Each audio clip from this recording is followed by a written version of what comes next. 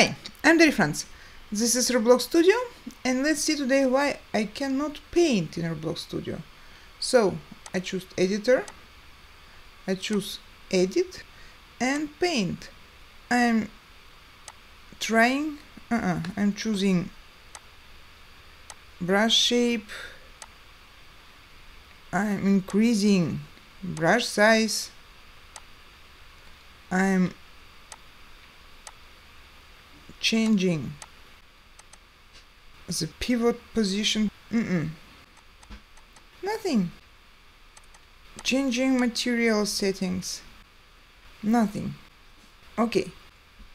This is because you have nothing to paint over. Because firstly we have to create something, like to draw something, for example, and then you can paint over.